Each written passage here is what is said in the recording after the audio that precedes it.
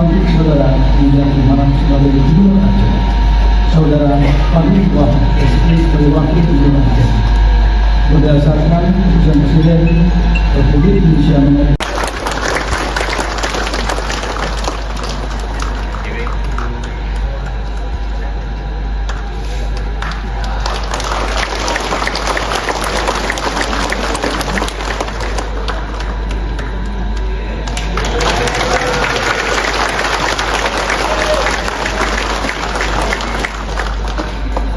kepada Menteri